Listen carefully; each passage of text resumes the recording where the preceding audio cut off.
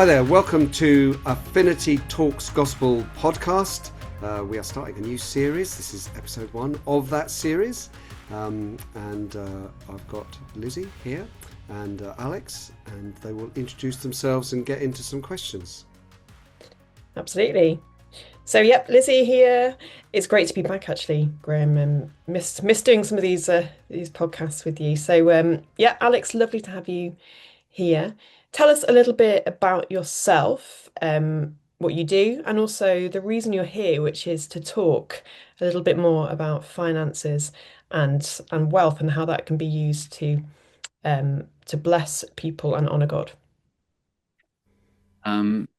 So my name's Alex Lyell. I'm currently a pastor in Streatham in South London. I've married to Lucy, got 3 kids who are approaching or in secondary school, and life revolves around the community here. But I also am in the process of setting up, and then from the summer going full time on a ministry called Sanctifi, spelt with an I at the end. So sanctifying finance, making money beautiful and helping people to share their wealth. That makes sense now, because when I was doing a bit of research and looking at your website, I thought, wow, it's trying to be a bit of a cool kid here. Sanctify with the I. But now I see how that's integrating the 2 words. Absolutely brilliant. Great. Yeah, making money beautiful for the sake of the kingdom. And that, I suppose I can go into a bit of my background and how I ended up with these 2 things of being a pastor and a financier converging. Yeah, that'd be good. So, I grew up in what some would consider extreme wealth, but actually was kind of relative wealth. And I didn't grow up thinking we were wealthy. I grew up in sort of idyllic, rural, wealthy public school life. We lived in the middle of nowhere in a beautiful farm manor house. And for those who've watched or read Pride and Prejudice, we were like the Bennet family. So, we were wealthy, but we used to go from large house to large house, and there were people with much larger houses than us, like the Bingleys down the road or the Darcys a bit further down the road. And so one of my earliest memories of thinking about money was when I must have been around 10, and my sister asked my mother if we could dig a swimming pool in the back garden. And my mother explained that since my dad had deliberately given up a very high paid job, we couldn't afford it. And so we'd have to make do only with the tennis court. And I thought, gosh, we're really struggling because we can't afford a swimming pool. And now I fast forward and I realize actually that mindset is what everyone has, wherever they're from, unless they happen to be the Elon Musk of their world.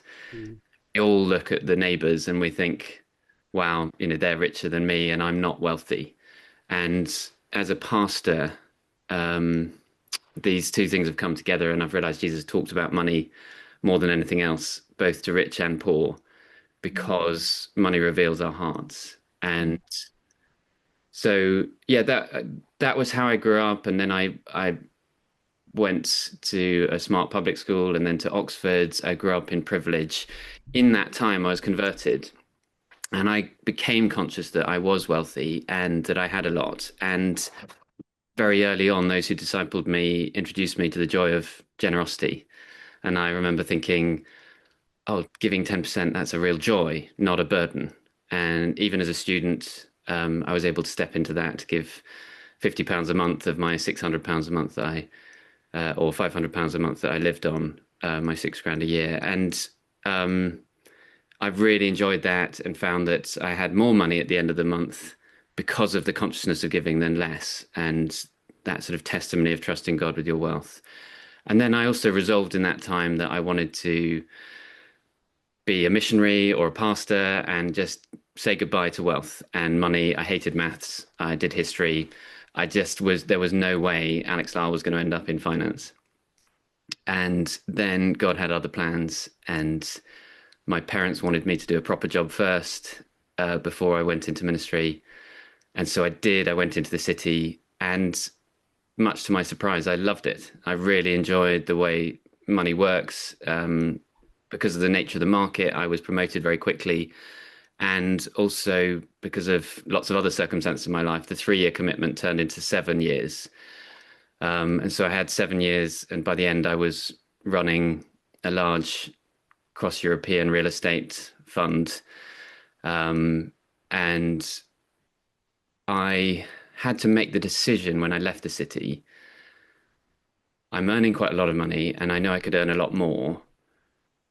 I could fund people in ministry.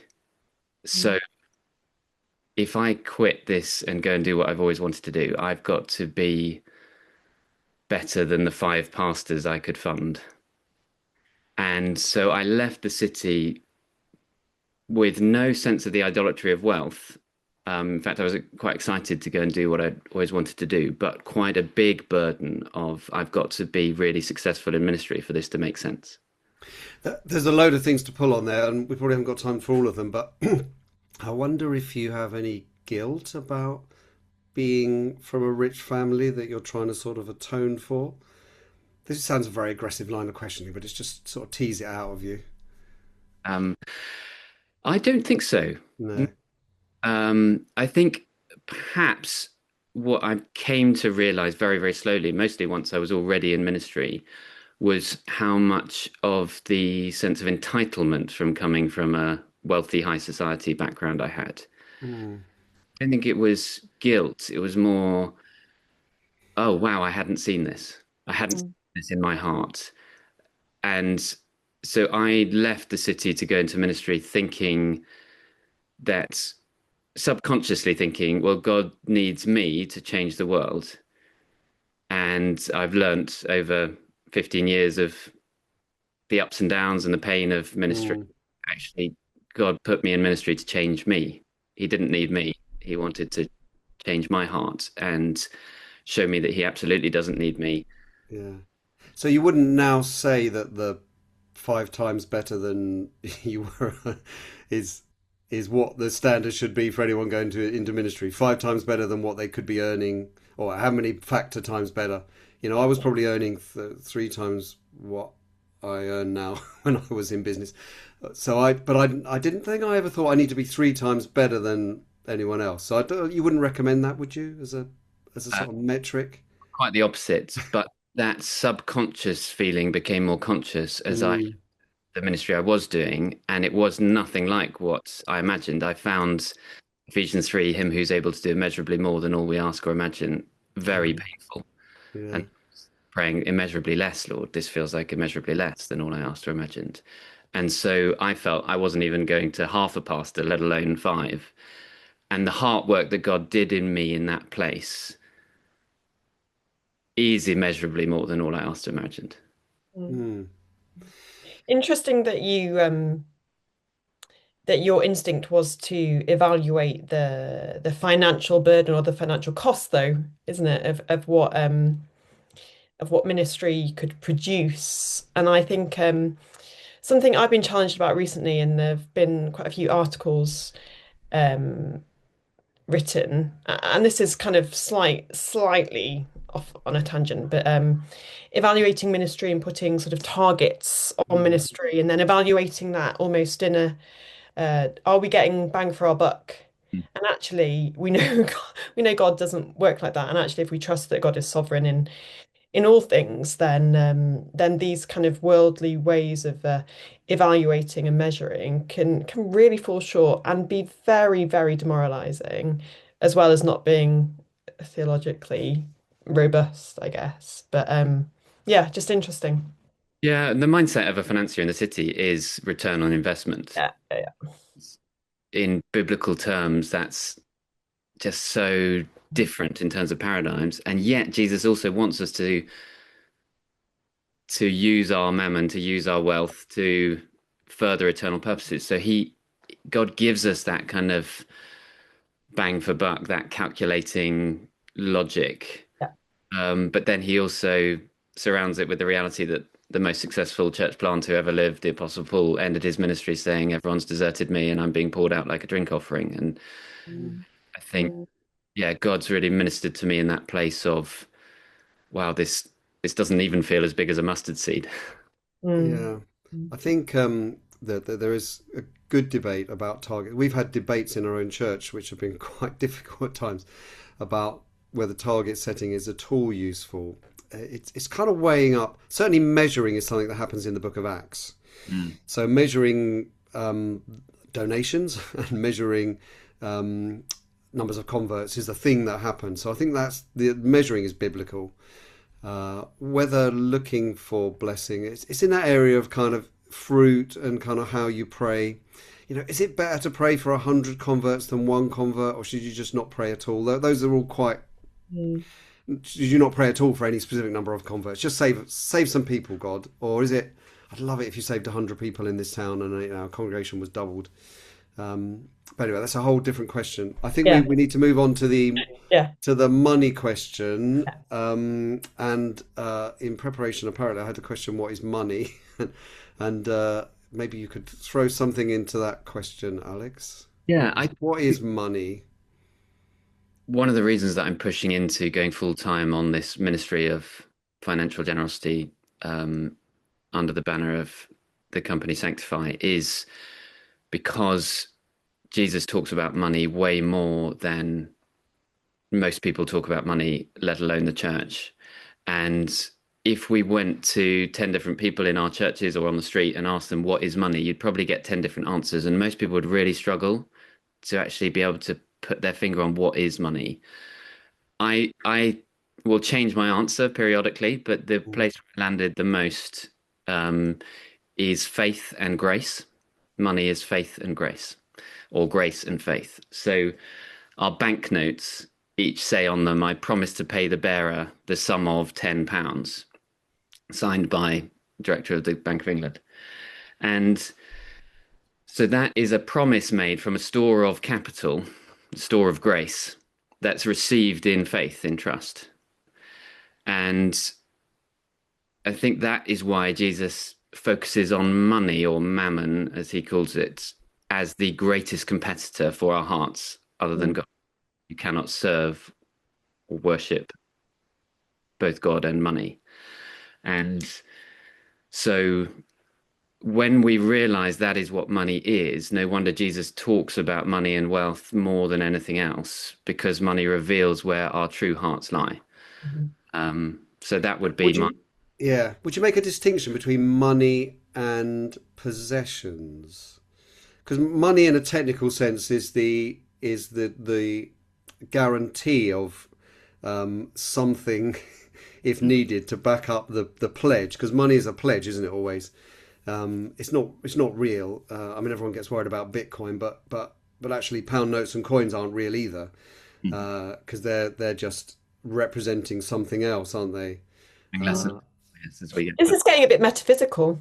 I know, yeah, I know. But I suppose just to think about, because people could think, well, I haven't got much money, but then they're living in a mansion. So, Yeah. is there a difference, or would you kind of put together everything that you own? What about a turkey that I've got?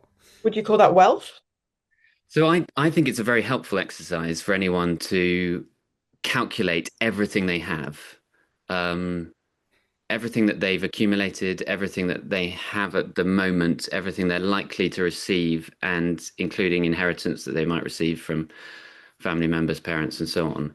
And to add all that up, including the value of the house that they live in, and work out, what do I have compared to what is my enough? Mm. And that exercise in itself, done prayerfully, is hugely helpful. Mm. This is getting really interesting, because how much is enough?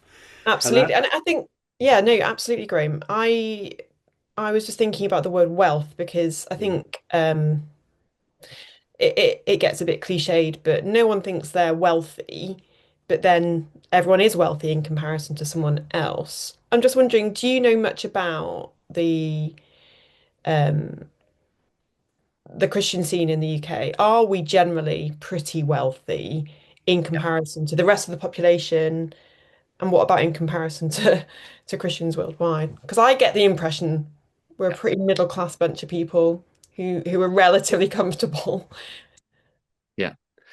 So yes, I mean the easiest way to calculate how wealthy we are is to do so in comparison to history and to try and think what would be the average middle class person in Jesus' day compared to today.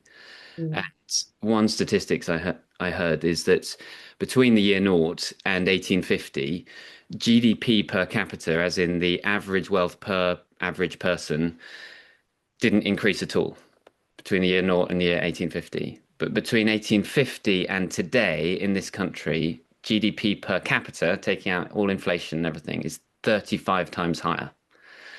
So the average person living and breathing in the UK today is 35 times richer than the average person living and breathing in Jesus' day. And middle class wealth in Jesus' day would mean you had one room upstairs above a lower room in which the animals might live. That's where Jesus might have been born.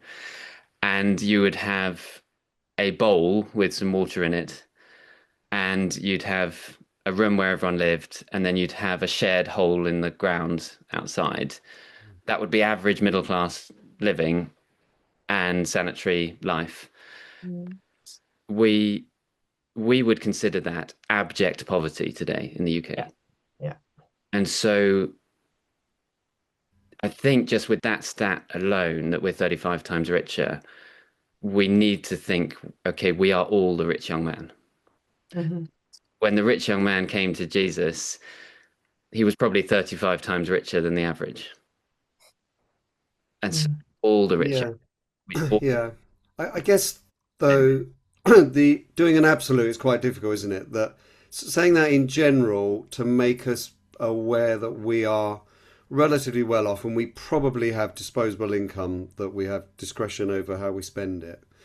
Many families listening to this would have choices to make. Some may not, because when they've paid for housing, they've got just enough for food. So in a way, they don't have discretion over that, but many would. Mm. I think that might be easier than trying to set a line. I mean, I do think it's useful, but I think it's really hard to decide, what kind of car should you get and what how many bedrooms is okay. My because we live in the south. Well, let's say one of my relatives lives in a two-bedroom flat with two children, Mm. a husband and two children. That's pretty basic for most people's expectations. They wouldn't think they were being extravagant if they had a three-bedroomed house with two daughters. But they're in a two-bedroom flat. That's all they can afford. But I mean, are they well off? What would their baseline be, sort of thing? So I'm not sure it gets you anywhere. But maybe you've got a metric that really works. I think where people start thinking of how wealthy they are is at what point do we start giving? At what Yeah. point are we wealthy enough to give? I'm asked that question a lot. I was asked that question by someone who's living on under £1,000 a month, which is Yeah. very hard to live on. It's very hard to Yeah. get somewhere for less than that. Um, and they said, at what point have I accumulated enough? Have I got to a point where I should be giving 10%? And I would say, well, it's quite helpful to see yourself, even if you're in that category, as 35 times richer than your average Mm. back in Jesus' day, and think that Jesus said to everyone back then that they should continue to give the 10%.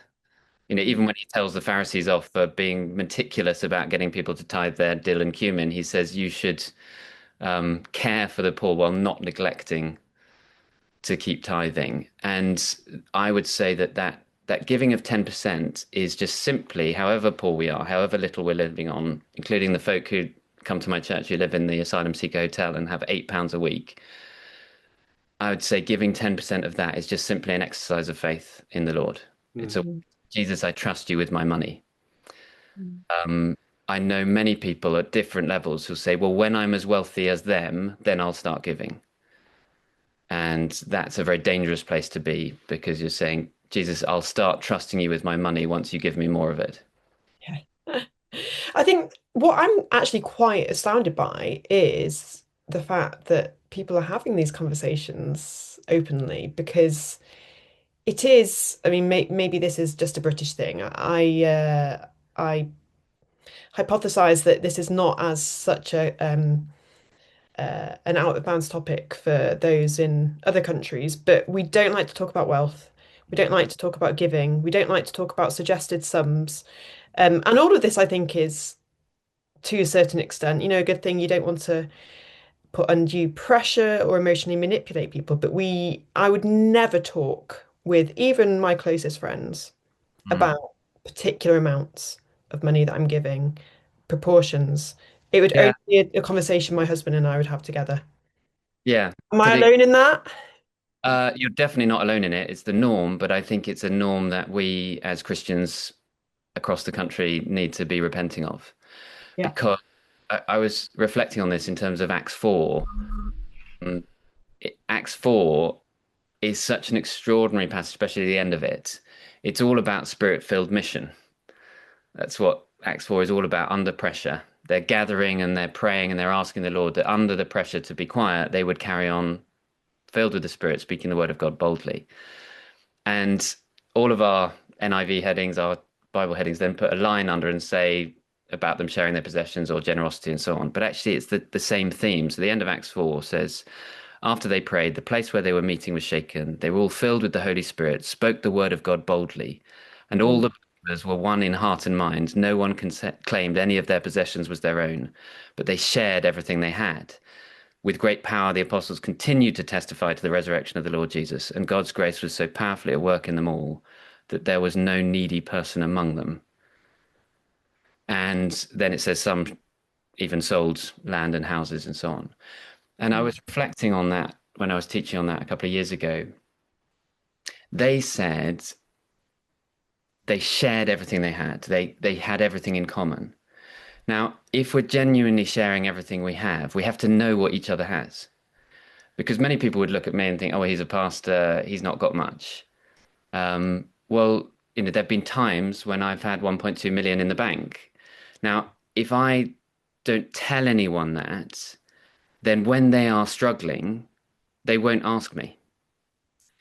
Whereas if I tell people what I have, not to boast, but to say what's mine is yours, we're holding everything in common here. This is a family. We're thinking together about what we can do for the sake of the kingdom.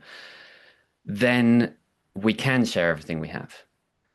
And so I think holding back about what we have is a sign of the idolatry of our nation, is a sign that we've taken one tiny thing Jesus said, which is don't let your left hand know what your right is doing, and made that the overarching principle for English middle class generosity. What is Jesus saying in that verse, just to clarify, Alex? Well, he's talking in it's this whole section about praying publicly, giving publicly. He's talking about you've received your reward in full. So the context of that is if you are looking for a claim for being very prayerful or being very generous, and you make a big show of that, then you'll get your reward. But that's it. And I think that is the only point he is making in that. Otherwise, Barnabas really wasn't listening when he heard the teaching of the Sermon on the Mount and so on. Yeah.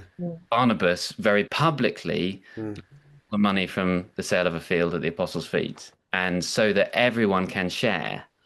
And I think actually those who are wealthy should say. So when I was preaching on this, I actually said from the front, imagine if I asked you on your service sheet, write down your salary, the value of your house, the value of your savings, the value of your investments, the value of your pension, your future inheritance. Write it all down, put a sum at the top, at the bottom, and then hand it to your neighbor and say, what's mine is yours.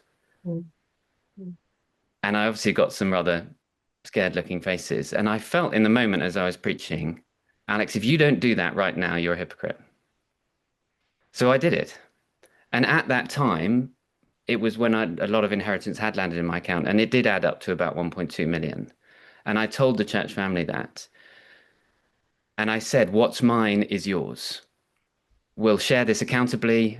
This isn't asking you to come and find me in a darkened place and ask me for money. What was really interesting is in a church of very varied wealth, some of whom are living on absolute minimum, no one asked me for money. I did have a chat with one person who had asked me for money in the past, and I asked them, what how did that land with you? It, was that weird? Did you feel intimidated by me talking about that wealth? And he said, no. He said, it made me resolve that I want to start giving 10% because previously I'd held back because I was worried I wouldn't have enough. Mm. And when I realized that our church has that just in one person and much more in many others, it made me feel a sense of freedom that of course I can give, because then if I end up in hardship, there's others who can help me.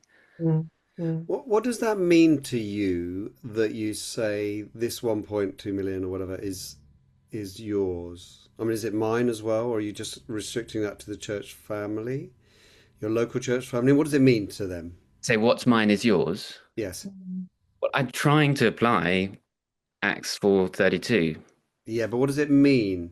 Does it mean I have a call on your money if I'm a member of your church? Or does it mean I have to meet a certain criteria to get your money? Oh, Uh, yes. we're not told in Acts 4 how the apostles distributed and how they Mm. made those decisions. We get a little indication by Acts 6 that they set up a system of deacons who carefully work through who needs the money and how they get it to them. But we're not told how Barnabas's wealth was exactly shared. What I think we see there is, I mean, the verbiage of it, the words of it could literally be described as communism. Yeah. But I would say everyone knows, it's been proven historically, that involuntary communism is a demonic evil that destroys people. So, Communism. uh, Yeah. and I Voluntary think Well, we're having a little reeling moment, Alex, of this, so go for it. I am. So yeah, I mean, I think hopefully we would all agree that communism is an abhorrent misinterpretation of or a misapplication of this. But what about socialism? Because some people would say that um, that socialism is really kind of founded, or that there is an argument that the Book of Acts is a kind of not necessarily a precursor to the Communist Manifesto, but is inherently socialist. And although those, socialism and communism aren't identical, that this almost underpins a kind of welfare state system, this redistribution. Now, obviously, I'm hoping you're going to go into some of the nuances of what it means to be part of a church family as opposed to state run distribution. But I certainly have family members who would call themselves Christian socialists and would have quite sort of stringent ideas about everything being in common. Is that something you're trying to advocate for? It's a really interesting one. I recently read, someone recommended I read the autobiography of Polly Toynbee, who could be described as a champagne socialist, and she really rejects that term, but she's posh, she's rich, and she's a socialist. Mm. And she was talking about how uh, really the government ought to tax the rich much more carefully, and she was talking about the awkwardness she feels of living in wealth. And I was reflecting on that and thinking, I know of someone with a private jet who is extraordinarily generous. Mm. Like he got a private jet so that he could give more, because he worked out he could travel from business meetings across the world more quickly, and then when he wasn't using it, could let it out, and letting it out would actually make more money than the cost of hiring it, and so on.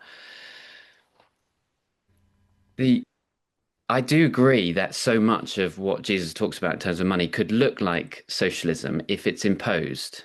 Mm. Mm. I would say as churches, we want to give thanks for the fact that actually I think Christian foundations in this nation have made us expect that we would care for each other better, and therefore we end up with the welfare state. But we should be more socialist voluntarily than the government would ever impose upon us. Yeah. And I've discovered that if you get rid of your wealth voluntarily and you live on as little as you possibly can, you don't pay any tax. So for most of my life as a pastor, I've been, and I don't think this is necessarily a good system, but I've been more of a net receiver because of having three kids and qualifying for tax credits, because I've made efforts to give above and beyond and to get rid of my wealth. And sometimes that's been hard and I've made massive mistakes. But we can be really socialist, but it should be voluntarily, it should be heart. We should be praying through, Lord, do you want me to downsize? Lord, do you want me to share this? Do you want me to get lodgers? Do you want me to give more? And I think if we listen to Jesus' principles and apply it, we will end up looking way more socialist than any socialist government. But also the wealth will multiply so that we can share more. Whereas I think when it's imposed, people batten down the hatches and they end up giving less. Yeah, yeah, Less yeah.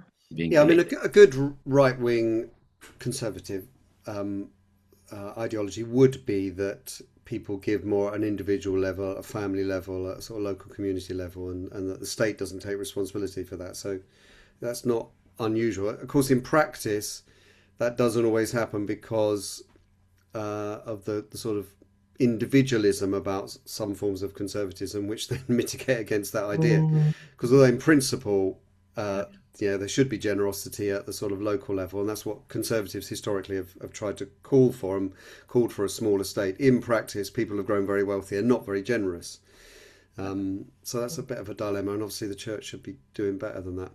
I What? think Oh, Create mutual systems. I mean, in the end, society is built on, isn't it? On the family and then the church, and yeah. then and as you build up from there, you make agreements as to, okay, we should share our wealth to the level of paying for roads and water and electricity and so on. And you can keep adding to that because it's voluntary. mm. What were you going to say, Lizzie? I was just wondering so in practice then, because some of this is a little nebulous, I'd love to know. So, say in my local church, Mm. I've got ideas of how I actually do see this in action in some wonderful saints. But what would you say would be an example of that kind of redistribution or giving in the local church? What kind of things would happen?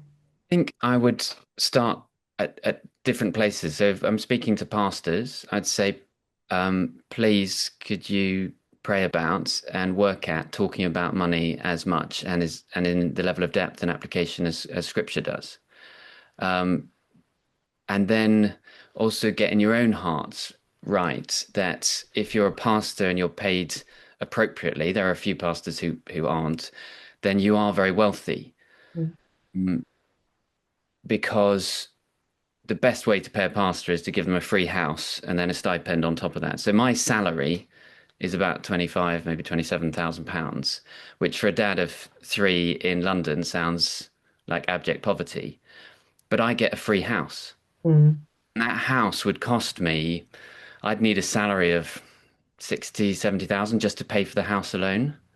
So, I'm not far off 100K in relative terms, in terms of how I'm paid. And pastors need to see that.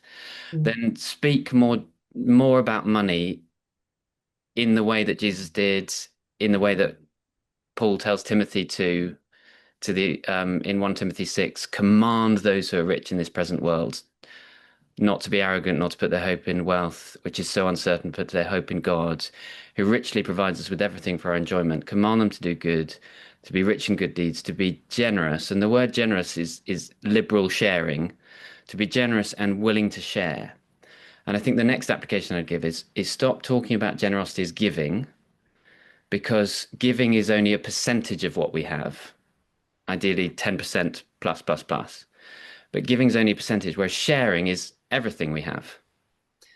And most of biblical generosity is about sharing. And then for each person, there'll be the application of, well, how do I do this? Okay, is my car on the forecourt of my house most of the time if I have a car? Well, if it is, how can I let the whole church family know that if they ever need to borrow my car, they're free to? mm, Um, and if my small group know that someone is struggling, we had a situation where someone's car broke down and they were furthest away from the church, and so they were finding it really hard to get to church with their kids.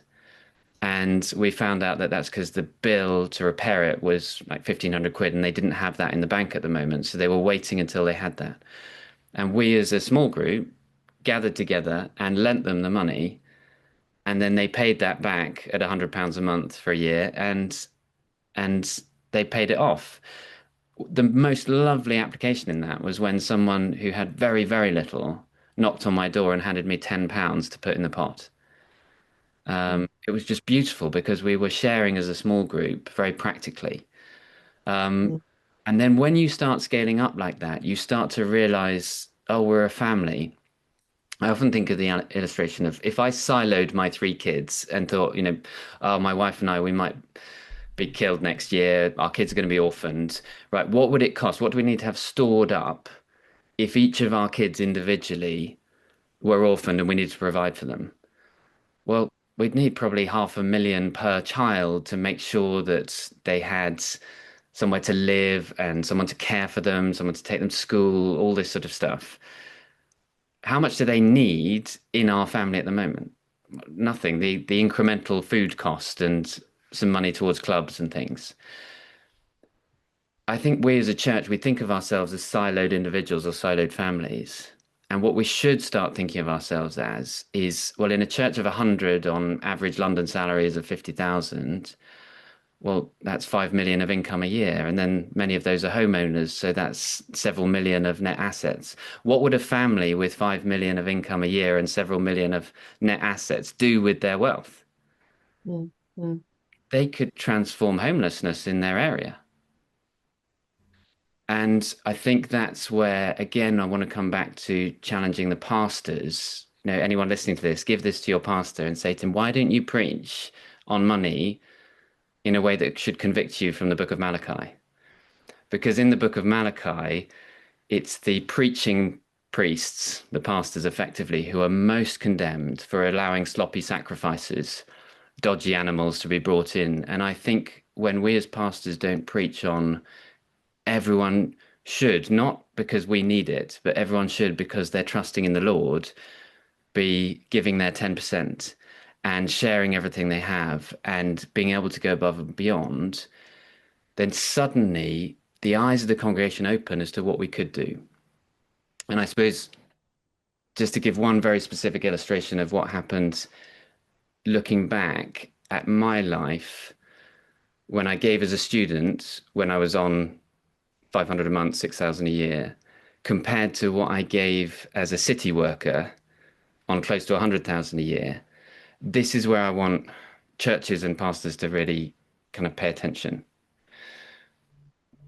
When I was giving £50 a month, that was really hard because I was living on very little. And occasionally the pastor, the vicar of my church, would stand up and would say, we'd love to do a giving appeal that goes above and beyond your regular giving because we want to support this missionary in Pakistan or this missionary here, and we want to raise more money. And I remember thinking, gosh, I'm already finding it quite hard to give, but that sounds such a wonderful mission to be involved in. I want to give more. And so I remember thinking, well, if I lived on sandwiches rather than the main meal that my college provides, I can save a few pounds a day. Oh, I can give more then. And I found that really exciting. When I came to London, I was in a church of 50 to 100 adults. And at one point, the pastor and the treasurer of the church stood up and said, look, we've got a 50k shortfall in our church budget. We're really struggling. We know many of you are living on graduate salaries, and that's not very much. It's a lot compared to £6,000 as a student. It's a lot. We know you're really struggling, but if you could just up your giving a little bit, then we can meet this shortfall of whatever it was, 15 or 20 or 50k. I can't remember. I remember sitting there in the pews thinking, well, I've got that sitting in my account. I know I can pay for that this year. I'm not going to change my giving really, because otherwise others will not be able to give. Can someone give me a vision for giving that is the equivalent of that 50 quid a month I gave as a student? Mm. And looking back, I realized if we'd seen ourselves as all pooling our wealth, we could have, with real estate finance, we could have bought the derelict office block near where we met as a church, and we could have turned that into flats, and we could have offered accommodation to all the homeless people in Balham. We had enough wealth at that time, but our pastors just weren't thinking in those terms of what would happen if we shared everything we have. What would that do for using our money in mission in ways that could give us an excuse to preach the gospel way more loudly than simply handing out flyers for Christmas events? That's It's all really interesting. We're going to have to wrap in a minute. We were going to try and do them half an hour for this new series, but we've gone over that. But so we're going to have to wrap in a couple of minutes. What would you like anyone listening, apart from doing all the things that you're talking about, are you kind of doing the website in order to sort of get speaking opportunities, or are you going to put loads of materials on there with articles and, I don't know, video blogs or whatever to try and persuade people of some of the things you've been talking about today? Yeah. So, obviously I'm setting up this thing, Sanctifi.com. People can look it up. And on there, that gives churches and communities ways of sharing their savings. So the big strapline of Sanctifi, and this is the application whether you do it through Sanctifi or not, is turn your savings into your sharings. So think about the theology of the fact that you call it a savings account, and ask yourself the question, who are your savings saving? Because if they're saving you, then you have more than one savior. And Jesus would describe that as idolatry. And so go through the heart exercise of realizing, oh yeah, I've got all these savings and pensions and so on stored up on earth to provide for me treasures on earth. How can I turn those not into giving, because we can only give a percentage of what we have, but we can share everything we have. So Sanctifi is to give a practical tool for people to share and pool their sharings, so as they could even buy houses for ministry and so on. That's one application, and people can follow that. For me personally, I'd value your prayers. I'm going full time on this, but my main role will be mostly as an evangelist or as a teacher into this area of generosity. God's brought money and biblical generosity together in my life, and I want to teach on that more, because as Jesus promises, the more generous we are, the more joy we'll get. And the more joy we get in generosity, the more opportunities we'll have to share the gospel. And so I want to preach as much as possible from church to church, from community, one-to-one. Even with non-Christians, I've seen that just saying little phrases like Jesus talks about money more than anything else is evangelistic conversations more than it did as a pastor. And then, if you want to get in touch, Alex Lyells at Sanctifi.com. People can message me that way.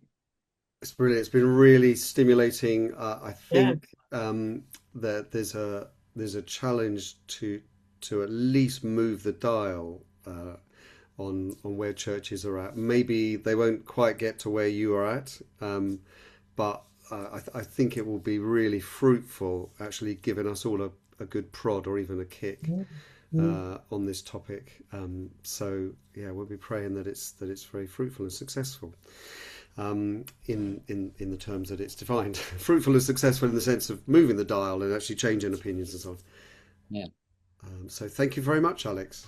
Yeah, absolutely. Thank you. Thank you so much for listening to Affinity Talks Gospel Podcast. Affinity is a network of evangelical churches and Christian organizations working together, sharing stories in order to encourage and equip God's people to preach and live the gospel in this generation. If you're interested in supporting this ministry, we'd love you to join us. Just head over to affinity.org.uk/join to find out more. And we look forward to catching up with you on the next episode of Affinity Talks Gospel.